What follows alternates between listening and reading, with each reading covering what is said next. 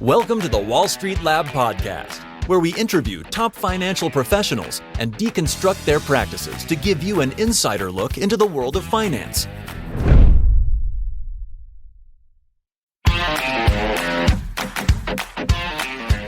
Welcome to the Wall Street Lab podcast, where we interview top financial professionals and deconstruct their practices to give you an insider look into the world of finance.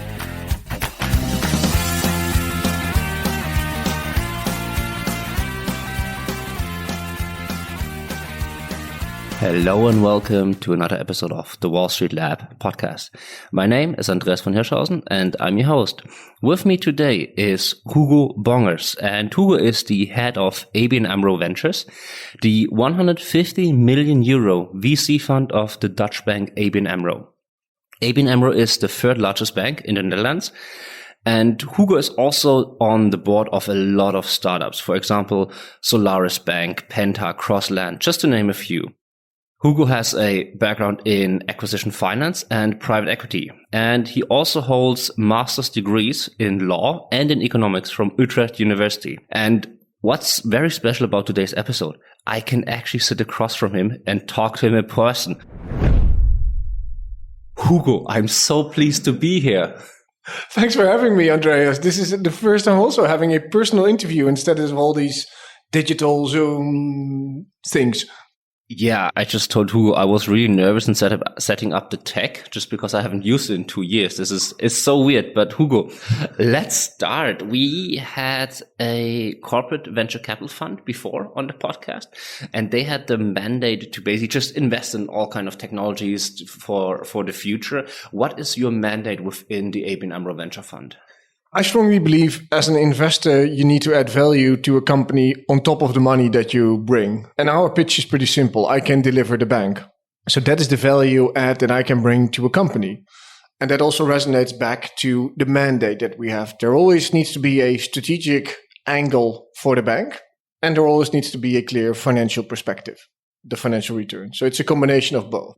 Okay, so you always have a look at that you're a strategic investor, right? You can use the technology the bank sets up, so you wouldn't probably start investing into an emobility startup. No, that's fair. So it needs to resonate with our strategy, and within that definition, we can invest very broad. So it can be that we want to stay close to a certain technology. We can be a buyer. We can be a distribution partner. We can help with European expansion, with the brand, the regulatory framework, the balance sheet. But there needs to be a strategic angle with the bank, and we always need senior executive support in order to make an investment. And I strongly believe that that is a value add, because if you don't have that, why take my money? Why take the money of ABN Amro Ventures? There's so much money floating around. If I don't deliver the bank in any shape or form, you shouldn't take my money. Yeah, I heard it a lot that actually today VC or like investments in general, they are about more than just the money. If you can't deliver any soft skills, then you basically have a really hard time. Now, to give people a bit of perspective, what's your investment focus in terms of like deal size? What kind of stages are the startups usually in? Do you have any preferences there? Yeah, so we are a 150 million balance sheet fund. Typically invest 5 to 15 per. We can invest Series A and onwards, and we have invested Series A up to Series F. So we're pretty flexible there. I think for a CVC fund to invest, at least for us, it suits well to invest Series A and onwards and not before, because then companies are really early stage. And in order to work together with a corporate, that takes time. It's painful. We can help there. But if you're too early in, and you don't have your exact product yet, you're finding your product market fit, your revenue stream. Within a bank, you need to deal within any large corporate, with compliance, onboarding, procurement, and can be a painful process.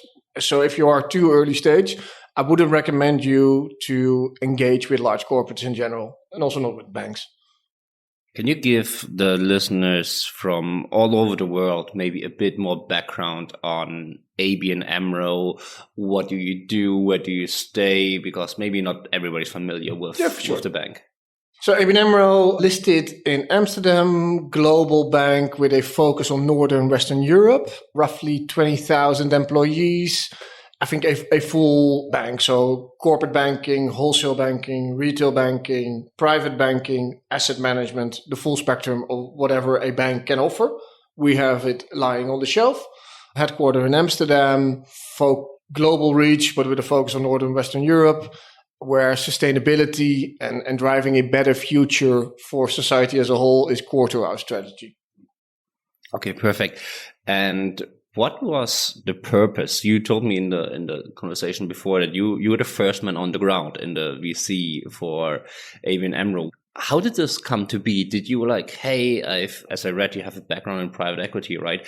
Where you're like to the senior management team was like, hey, look, like we need to do this focus, or were they like coming up with the ideas itself? How did it develop that you started the corporate VC fund? Yeah, no. So when I joined, there was a fund. So there was 10 million allocated and there was an idea and there was something of a strategy, but I came from outside ABN AMRO. So I always used to work in a deal setup. So financing with debt or financing with equity, always investing in TMT in software companies.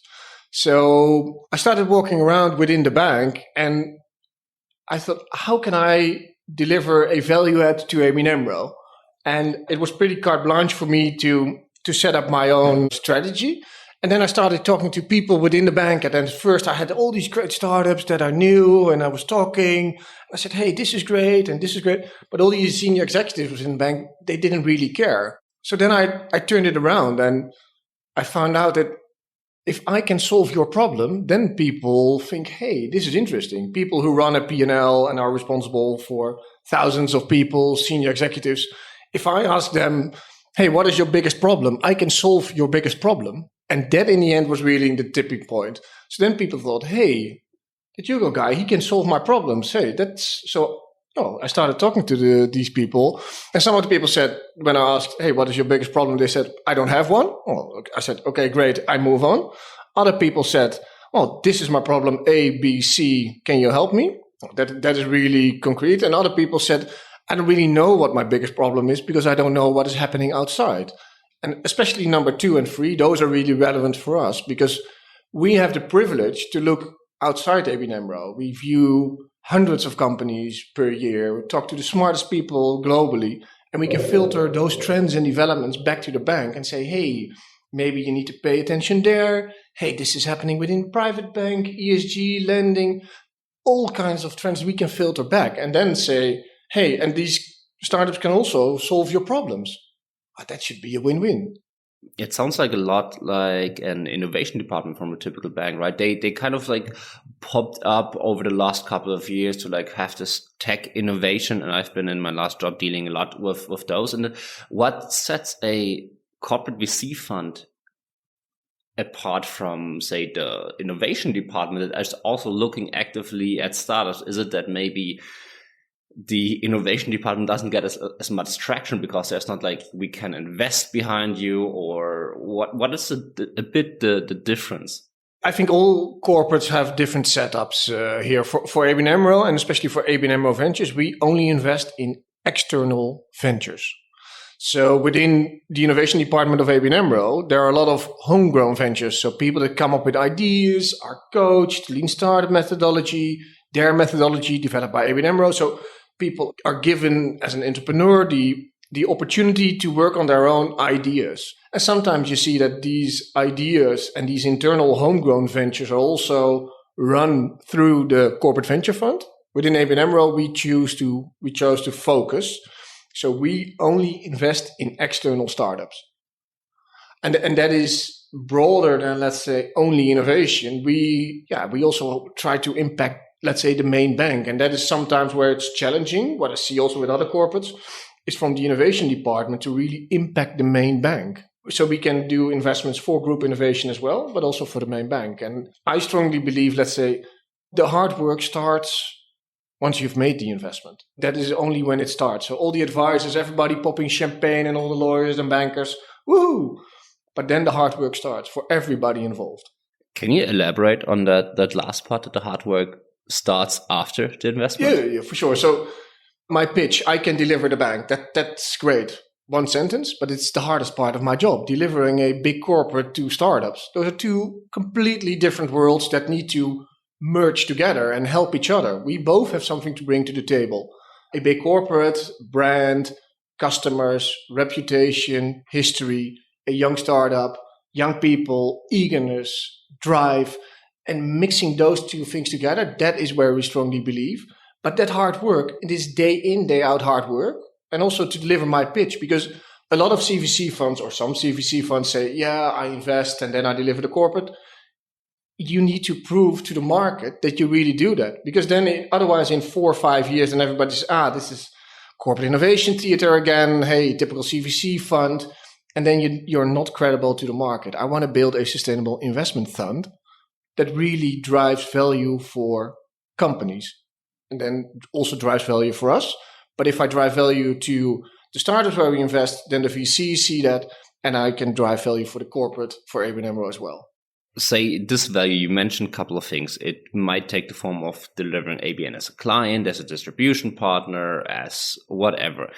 Do you have this value proposition at the beginning of when you invest in a startup? You kind of know, okay, I want to be a customer of the startup, or I want to be a distribution partner. Do we have this before, or does this crystallize more like during building up the relationship after the investment? Or do you have like a hypothesis and then the reality comes and you react? How does it work? No, so at the start we have a certain idea. So for instance, if we invest and we have one use case that is already signed and we have 5 additional use cases that we have identified. So that is coming back to the earlier point. Then I need to deliver the bank. So I say, okay, I deliver you 5 other departments. That's great. But then I need to show them that to, let's say, the startup.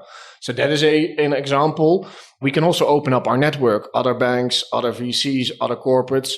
But there is a clear assumption, a clear investment thesis, how we can deliver value to these startups at the start. And one thing is certain, things will change over time. So for instance, we start with a partnership and 2 years later, the bank decides that, hey, that partnership is not valid anymore, or maybe the startup makes a pivot and a geographical focus. So there always needs to be alignment on the financial incentive mutually, so that I drive financial return as well when the partnership, for whatever reason, falls away, because that can happen. We now have, let's say, 70-80% of our portfolio companies is in active partnerships with the bank, and that will change over time for sure. But there's one clear thing: you need to communicate transparently also to the startups. So a strategy can change, the corporate can change, a startup can change, as long as you discuss it openly with each other. Then it's okay. I keep hearing that from like startup investors too, that trust is very, very important. If you're playing a single game, then it doesn't matter, right? But if you're playing a repeat game, it's going to be much, much easier to be able to trust each other. Yeah, and it's about trust, and it's about deliver what you say. And let's say we now are around 4.5, almost 5 years, and we've made 17 investments, 17. And in the end, I want to stay around for the next 14 years as well. And the only thing how I can do that is deliver on the promise. And if I'm not able to deliver, communicate that transparently, because it's a small world. And it also goes for the startups. If I say to a CEO of a startup, hey, I'm going to deliver the bank, and if something changes, that CEO talks to another CEO and to another founder. It also very tightly connected people. There's a lot of debate, but corporates, are they really delivering on their promise, etc.? In the end, I can only do what I can influence and communicate about that transparently going forward. Do you have an investment time horizon, like a typical VC fund, like No. 6-7 years, or you just like whatever happens? We're an evergreen fund, so we are long-term and patient capital, no exit pressure. But in the end, we never invest by ourselves, so we always invest with other VCs. That has to do with my background. I feel comfortable there in that setup, and then we can drive the financial outcome together. That was interesting. You said you invest with other VCs. Are you mostly the lead, or are you a co-investor? I think so the first 4 years we did take the lead sometimes, most of the time co-investors, but we are flexible there. So we can take the lead if the situation requires it. No necessity. Okay. So could you walk us through how you typically get to a deal? Where does the deal flow come from for you? And then how do you figure out the other co-investors or lead investors? And I strongly believe the investment professional occupation, we are salespeople. So I'm constantly on the phone talking to other VCs, other corporates, people within the bank, trying to hear what is happening. I think roughly 50% of the deal flow comes from within the bank, that people say, hey, this is an interesting company. We're talking about a partnership here, that those companies come on our plate. The other 50% is us making calls to VCs, advisors, startups, events. It's sales. You can do the math. So we're a team of 5 people. So if you have 2 to 3 calls per day, which is the bare minimum, that means, let's say 10 to 15 companies per week times 5 is 50 companies per week times 40 working weeks, that you can speak to 2,000 companies. And that's only companies. So if you add on top of that other VCs that we have co-invested with, that we have board seats with together, if I speak to them, they always ask, hey, what is ABN AMRO looking for? Because if they know what we are looking for, typically 1,000 other banks are looking for more or less the same thing. And that provides for them product market validation. Most of the time, they have startups in their portfolio. They know companies they're looking at. And there we can help each other. It makes sense. I've rarely heard this kind of deal flow. Mostly it's like, yeah, we have like industry events, like you said, or people reach out to us, other VCs. But what fascinates me is about 50% of companies come from internal sources, right? That kind of like talks to the mindset of people here. They're like actually looking for solutions, and like, hey, let's connect with Hugo. He might be interested in investing in a company that I found, that reached out to me, that I found on the internet, and I mean, it's been very successful for you. You have at least, I think, 2 unicorns as of late in your free portfolio. Yeah. See, I have my sources are not up to date. It's incredible. I bet there's like a lot of VC funds out there that especially exist for 4 years that were really happy to have 3 unicorns in their portfolio, and that in Europe, where it's like we're not in the US here, right? We're not like in unicorn country. I think it's no, but I think Europe is picking up quite good compared to the US, but the markets are differently. In the current market environment, it's relatively easy. Markets are going through the roof, excess liquidity, startup environment, everything is really positive. The big question comes, and also for CVC funds, but also for VC funds, what happens if the market goes down? And it will go down somewhere in time. If only I knew when. If only I knew. But it will go down. And then it really, the proof is in eating the pudding. Am I able to deliver the corporate, the money, the trust, the long-term commitments, also when the market goes down?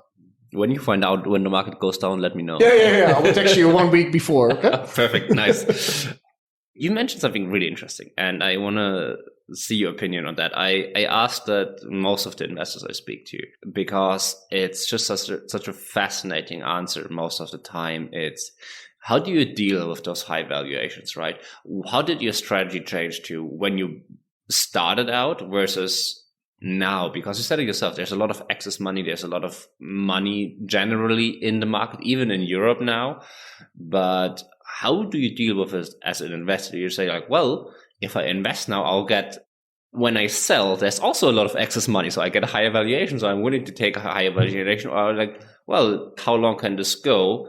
I keep my feet still and I see what happens. Like, how do you react to this excess money that is currently in the market? It's a constant challenge, Andreas. And when I joined ABN AMRO Ventures, I was in private equity and leverage finance before. So I looked at cash flows, EBITDAs, single-digit EBITDA multiples. And I'm now looking, there's not a single portfolio company that has ever had a positive cash flow. So that's quite interesting, right? So from a traditional valuation perspective, but look where we are with 3 unicorns and a lot of exciting things happening. We don't need to invest. So only if, let's say, the strategic rationale is there and if the financial perspective is there, then we invest. So we have declined on deals where the business of ABN AMRO said, yeah, this is a great partner and we need to invest only if it from an economic perspective makes sense. And sometimes it's really challenging. And you also need to take a step back and say, is this really, do I feel comfortable with the team, with the other VCs that are involved? In the end, valuations, great on paper, but how many exits are really realized in cash that deliver the return? On paper, everything looks great, but you need to also look at how many exits, let's say 500 million plus exits have we seen in Europe? How many IPOs do we really have seen? If founders say, yeah, I want to go for the IPO in 2 years' time. Okay, but then you need to be at least revenue X. What is your path to growth? And in the end, there's room for good companies. But there's only so much room for these good and great companies. So we need to be careful. It makes sense. You mentioned that before you work with EBITDA models, with multiples, right? But in a market like this, how do you evaluate a company? We also have our return models right now, and it's about, let's say, making an investment at a certain entry multiple and don't do the multiple arbitrage. It's about sensitivity. It's about making an assumption on the management case, and we all know management cases will never be reached. So how much haircut do we need to make? It's art, not science, valuation. And for sure, within venture and growth equity, it's even more that because there's limited historic track record where you can make certain assumptions on. So it's about people, it's about other VCs that are involved, and it's about the metrics, and turn it around like a Rubik cubicle. So this is a constant struggle, but this is also the most exciting part of the job. Do you have like in quotation marks, quantitative model, do you have like a huge Excel sheet, you make checkboxes and then out comes 80 of 100 points and 80 of 100 points, we're quite confident? Or it's just literally like, okay, we look at the models that management provides us and we just take our cut. How does it usually work? Like, do you have like some sense of guide rails to guide you on every deal? Sure. Yeah, we have our own models and we work together with the management models, because in the end, this is the difference between PE and venture capital. Let's say in the typical PE setting, you take the majority of the shares and then you're much stronger involved in driving the outcome because you are the only majority shareholder. In the VC setup, it's different. You have syndicates. Everybody is more in a minority perspective. So you need to collaborate much more. And that also goes for the various assumptions, the business case, and we always have our own models that's driving on the back end to provide us guidance based on all the deal flow that we see. What would you say is the one or maybe the two or three most important factors for you to invest in a startup? Like, what three boxes have to be ticked? And if one of those is not ticked, like, you are out, right? Like the biggest decision factors that you are looking at. Management. Commercial traction, so that there is a clear product market fit for us, strategic rationale, and venture capital funds that we trust and know. So I'm sorry, those are four tick the boxes. That's good as well. Let's dig into each of those just a bit. What differentiates a good management team from a bad management team? I think it's what everybody said. Everybody's keen on having serial entrepreneurs, so who have been through the journey, who have had 1, 2, 3, 4, 5 successful exits. Of course, that is a plus. I think it's also about diversity, and people need to be conscious where their strengths are, but also where their weaknesses are. And if you then are able to create a team that drives mutual value for the company, but also is able to, where people have some weaknesses, that's perfectly fine. But if you find other people that can fill those gaps, and in the end that you have product, finance, growth, strategy, people, everything that is necessary to drive a company going forward, you need to have that in the right balance. I don't have, let's say, a full HR department that can help me or can help managers in making the right decisions. Other VCs are much more capable for that, have heads of staff, dedicated recruitment officers. So that's a great way how other VCs can add value on the HR and the recruitment side. We see it, we observe, but we don't drive that outcome that much. Okay. Do you do, I've heard this concept, some VCs do like personality tests with the founders, or do you more like interviews and see, okay, how reactive are they? Do you ask like, so what are your weaknesses? Not like in the very plain vanilla interview sense. So where do you see your weakness? Oh, I'm just too much of a perfectionist. Like, too much execution driven. Okay, great. Okay, out. No. We don't do I know it's quite common, especially also in the PE, but also in some of the VC setups. We don't do the personality checks. If other VCs do them, we'd love to get access to those and share our insights as well. But we always want to have, let's say, personal interactions. That is an interesting observation. So when COVID hit, typically we always go do DD site visits, have dinner, spend real time with the founders and the teams involved. But during COVID, that was not possible. So at first I said, I'm never going to wire a couple of million euros based on a couple of digital interviews. But hey, look where we are. We have made new investments to people I've never met before. But that still feels strange, only digitally. How did your technique change, or did it at all change when you made those interviews? How did the interaction change, like virtually versus in person? No, I think the technique didn't change. The depth and real human interaction, of course, is lacking doing it fully digital. So you're never, at least my personal observation, you're never able to get to really know a person digitally, because you cannot see how they react, the smell in the room, the atmosphere, how people turn on their chairs. It's about the soft factors. When I was doing PE, I always came, let's say, 15 or 30 minutes too early to a meeting and sit at the reception desk and see how people interact. How do people pick up the phone? Is there a separate parking spot for the CEO? All those soft factors, that is in the end what drives the outcome. And that creates a full picture. It's impossible to get that fully digitally.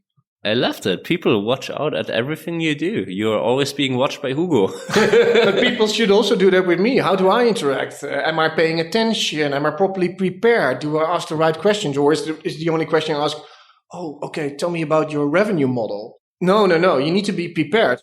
Because also the first introduction meeting. So asking, what is your revenue model? No. I've read your pitch deck, and hey, that says that. My assumption is this. How can we work together on this instead of tell me your USP? You need to really be interested in the person that is next to you. I mean, I'm at the very, very beginning of my startup journey, and I think to like talking to some investors, you just know they just ask a standard questions out of the textbook somewhere. I think it's a really good thing to like dig deep to show that you've prepared things. Now let's talk about the next point. It's traction. How do you define traction? Do you have like, okay, they have X customers, they have a POC versus they have a paying customer versus they have so much revenue? What's the one point that makes, okay, they have traction? No, there's not a single point, because when in fintech, sometimes, let's say, traction is defined by assets under management. Sometimes it's defined by ARR. Sometimes it's POCs, but there are strange things happening in the market. So people now already put in the data room a signed LOI for a POC as committed revenue. Just to define a couple of the terms, ARR, annual realized revenue, letter of intent, proof of concept. Yeah, no, thanks, Andreas. Sorry for not explaining those words, but people work under the assumption that a proof of concept, which is only, let's say, testing if something works for 3 months, 4 months, 2 weeks, what have you. That is not 100% guarantee that a full deployment will happen within a big corporate. But you see that happening now in the market, that people say, okay, I've signed an intention to work with a POC somewhere later in time, is taken into account as fully 100% secured 3-year license revenue. That's difficult for me personally. But apparently, in today's market, they can race with that, right? So that's true. No, that's true. So let's say some entrepreneurs can do that. Successful companies sometimes are able to sell that to investors. But in the end, it's not getting the biggest valuation on paper for your Series A, B, or C. The prices are given, let's say, at the end when a company is sold. So that is in the end. So if you get a too rich valuation at the start, you create for sure a problem somewhere down the road. And you can push it away and you can raise the next series, but somewhere it will bite you. I feel like there is a kind of a sport out of raising higher and higher valuations, and like people are like, yeah, I've raised X, I've raised that. And it's like, yeah, did you ever create revenue? Did you ever like hire people? Did you ever sell a company? No, I just raised money. Yeah. But that's maybe a topic for just in a bit, because we have 2 more items to go through, and then we'll return to this because I think it's a really interesting discussion. So you said third point, I think, was strategy, vision fit. I think that we went into this quite a bit in the beginning, that it has to be good for the company. Do you want to add anything on? No, that needs to be good for the company and for the bank as well. So there's a clear mutual value add that we seek. Yeah, and the fourth part was, I think, quite interesting, because I think it's one of the first times I'm hearing this, that you want to see VCs that you trust. How do you do this in practice? Do you have like your network that like this early stage VC fund, they know if they have a banking company, the first thing they call is Hugo at ABN? Or do you like, oh, I like to see the name because I know they do a good due diligence, versus what we said, like the smart capital and the, pardon my French, the dumb capital, like, oh, I kind of can see where this is coming from, where this is going? Or I think it's here about personal relationships. So being around now for 4.5 years, I see how people act in board setups. I see how people do their due diligence, and other people see me acting, how I drive value, or at least try to drive value, how I can create impact for the bank and deliver the bank to these startup companies. So it's about the personal relationships, and everybody has their own interest. Typical traditional VCs have one interest: create financial return for their LPs. That's great. Yeah, if people want to deliver a certain solution to a bank, for sure, I'm not the only one they call. For me, it's about execution and speed. So show that I'm real, and if I'm not real, then be transparent, but also be able to deliver on time. How do you ever, when you talk with a startup that has an investor that you don't know before, right? Maybe I reckon after that much time in the market and having such a successful fund, it doesn't happen very often, but I guess it sometimes happens. Do you also try to interview, again in quotation marks, the existing investor and see how they think, what they do? Interviewing, it's trying to get to know them. That's the starting point. Set up an intro call. Hey, this is what we do. Hey, I'm curious to hear your story. And it's also reference checks. And people will do I hope that people also do a reference check on me. I assume they do. And I would advise them to do that. And not ask me for reference checks, and do it on your own. Ask other CEOs, other CFOs about the reputation of us, the team, the fund. Did it ever happen that you didn't do an investment because you didn't see eye to eye with an investor in the existing company? No. And especially in the COVID time, there were times where I only met people digitally. Okay, and one thing I want to circle back to now, because I think it's a very important point, is what happens if a startup goes too high in their early valuations, right? How does it fall on their feet? I mean, in the very plain vanilla thinking, you're like, higher is always better. More is always better. I give away less equity. I get more money. How can it possibly fall on my feet? To some point, let's say that's true. But in the end, if the valuation is only rich on paper and nobody is willing to pay the price at the end, then it doesn't have a lot of value. So if you raise a Series A at, let's say, 50 million, and you double your revenue, and then the Series B is at 100, and then you go to 300. But how many exits in Europe have we seen that were really 500 million plus companies or 1 billion plus companies? How many have we really seen right now? So in the end, somebody needs to be willing to pay certain amounts. So you can raise and raise and raise. But if the revenue stays behind and that people say, yeah, we need to grow into this valuation. That's great. But if you don't deliver, then it will come back to you. For sure. Just look at WeWork, right? Yeah. They're just like the best example of it. It's one of the best books, not one of the best books, one of the most exciting summer reads I can recommend to people. The same goes for the Uber book. Yeah. One thing that is really important is if you have a down round, you're in really bad shape, right? Like that's also one of the reasons. Or how do you feel about down rounds? So let's see this. No, of course it's not a sign of strength, but building a company takes 5, 7, 10, 15 years. And if in that journey something goes not according plan, you need to be able, and that also goes for us as a CVC fund, where sometimes the CVC funds are perceived as, hey, they invest only for the PR and for the marketing. They come in with one round and then they are left. I also need to be able to put in money in companies that have a harder time performing, where it takes longer to get the right traction. Maybe down rounds will happen. How does it affect? I mean, in a classical VC setup, it's easy. If you have a downward, if you have a loss of a company, then, well, it's basically pocket out of your own money because you're the manager. You have like a lot of you get the fees out, right?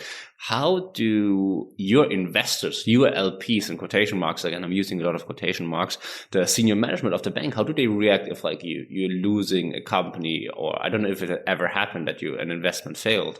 No, not yet. But let's say we work in VC, so at least 50-60% of the companies, by statistics, will go bankrupt. In the current time, maybe not, but that will happen. So we will have failures, we will have bankruptcies, and we will need to write down investments to zero. That will happen. I think the good thing for now is that the track record of the fund is performing well, so that gives people trust. And there's also a bit of luck here. So let's say one of my first two investments would have gone bankrupt in year one and the other one in year two, then it's more difficult to create, let's say, trust. And now people say with 17 companies, a good return, a nice performing portfolio, and then people say, no, it's okay if something happens to that portfolio, but that's how it goes. But also here, show to my stakeholders internally that if things are not performing according to plan, also make that clear and not try to hide it until, oh, sorry, that company went bankrupt. Show if the traction is not all according to the plan. More capital is needed. You have to be honest, right? In VC, everybody that thinks VC is just like a uphill thing, you can never lose, then you're probably like in the wrong market. Yeah, it looks like it can only go one direction, go up in the current times, but it will go down somewhere. Now, as the last part of today, and I always like to ask this at the end, is you said soft skills in checking entrepreneurs are very important, but you also have like a model. And if you look at your team, or if you were to look into hiring somebody new, what would you look into a hire? What skills should they bring to the table? What should they be proficient in? Should it be a university education? Should it be former entrepreneurs? I see this a lot, that now former entrepreneurs are coming to VC. Like, what are you looking in for a candidate? It depends on the setup of the team. There needs to be a clear value add that a person can bring. And I definitely see value in former entrepreneurs joining the VC side, because then those people know firsthand how it is to run a startup. It's not fun all the time. It's not like, hey, I buy a MacBook and put on some stickers and some nice sneakers, and then, hey, I'm a successful entrepreneur. It's not fun all the time. On the contrary, I would say. So from a VC perspective, it's quite easy to say, hey, you need to perform, and then you go off to the next board meeting. The entrepreneur has really also the mental challenges to be on top of his game constantly. For a VC, it's never enough. If you get the plan, hey, why didn't you double the plan? You have the recruitment issues. As a CEO, you have customers, you have product. So to really be able to understand that concern, that pressure, it makes sense to hire, let's say, former entrepreneurs to your VC fund. All the other skills, really technical skills, can also provide a value add that you can resonate well on that perspective. Financial modeling, yeah, basic. I think people can learn that. But you need to have you need to be curious. I think that is the most important thing. You need to be willing to learn every day, because personally, that's the reason why I like investing. It's the best job there is. I get paid to go to college every day, to speak to new companies, new revenue models, and you need to have that curiosity. And then it doesn't feel like work, because then if you work 60, 70, or 80, I don't really care, then it doesn't feel like work, because you like to learn new things. And that curiosity is key. And then the rest will come by itself. That's, interestingly enough, a theme that comes over and over and over again in the podcast, to be curious, to focus on things, to really like to dig into things, right? Because it's not always going to be fun. I imagine even as an investor, right? I've been in sales myself, and like, sales is not a fun thing always, no. Right? Cold calling is not fun. If you try 9 times or you try 10 times and 9 out of 10 people say no to you. But you need to get over that. When I started within ABN Amro, I thought, everybody knows we have a great investment fund and fintech, and people should know about it. And I started talking to people, and then I said, yeah, do you know the fund? People said, yeah, but please tell me again. That means that people don't know. So I started with zero. Zero, let's be honest, I had a big corporate supporting it at least, and I had the money. But I also needed to explain over and over, and still to today, sometimes people say, I never heard about you. Okay, great, I'll tell you the story again and again and again. It's sales. Absolutely. And what I just thought about is, in the beginning, when we started the podcast, we interviewed VCs as well. And when I asked the same question, or like when my two co-hosts asked the same question, it was mostly like, yeah, we hire investment bankers, we hire people that have like experience in modeling, Excel, valuations. And now I feel like it's more towards, we want former entrepreneurs, we want people that like have the soft skills to it. Do you have the same feeling? No, I have the same feeling. I have the same feeling, but it's about the soft skills and also the personal connection. Because if you're a VC investor, you also need to create a team that can fully trust on each other. And sometimes people have different characteristics that compare to others, but there needs to be a clear value at combining those various backgrounds, cultural, everything, and then it needs to blend. And that is also not easy, because a lot of people talk about diversity, But it's much easier to put everybody with the same background in one room than create multiple backgrounds. That needs work. And then people also need to put in energy to create a better outcome for all the people involved. And I think it's important for VCs also to be a bit humble to entrepreneurs. In the end, VCs are involved a couple of hours per week in these companies, and the entrepreneurs are really doing the heavy lifting. The only thing we can do is support. So if, say, your children, your son, your daughter were just last year of their master's degree or of their bachelor's maybe, where you tell them, okay, where do they want to be in VC, right? But they don't want to be with you. They want to be somewhere entirely different, make it on their own. What would you advise them? Like what masters to take, what early jobs to do, what do next to university? What advice would you give them? Try as many different things as possible to find out where your real passion is. Because if you haven't tried it, then you don't know. You need to listen to new music in order to find out if that new music really resonates well with you. If people talk to you and say, yeah, this is how our orange tastes. Yeah, it's a bit sweet, it's a bit sour. You need to taste it in order to really understand what the taste is. And that goes for jobs as well. Try to do as I've done 5 internships before I started working. Do these internships. Try to work around there. Talk to people. Ask first-hand experiences. There will be a good outcome somewhere in time. I love that advice because I personally am like that. My CV is all over the place. It makes no sense to an outsider, but I think that also changed over the years, right? Like I remember early when I came out of university, we're like, what the heck did you do? Were you drunk when you did your choices? And now it's like, oh my God, you did so many cool things, right? So I can totally second that. And now, Hugo, it's been really fun. It's been really insightful. Do you have any last advice, any ask to have of our audience, anything that you want to get out into the world?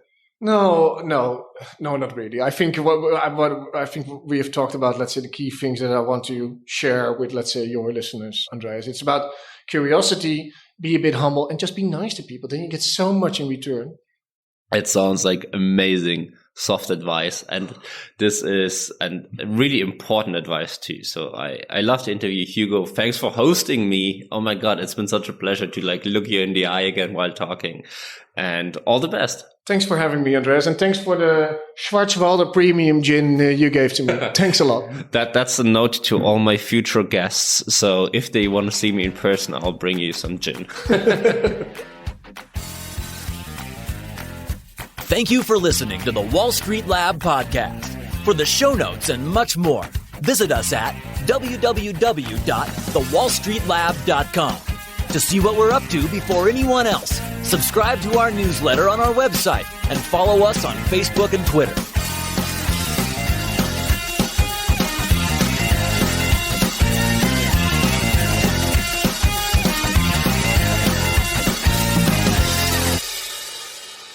Disclaimer. Information contained in this podcast constitutes the opinions of individuals and should not be treated as investment, tax, financial, or legal advice. We take no responsibility for the accuracy of any statements made in this podcast. This podcast is for informational and educational purposes only, and it does not contain an offer to sell or buy any sort of financial products, and should not be treated as advertisement for such. Any copying, distribution, or reproduction of this podcast without the prior permission of the creators of the podcast is strictly prohibited.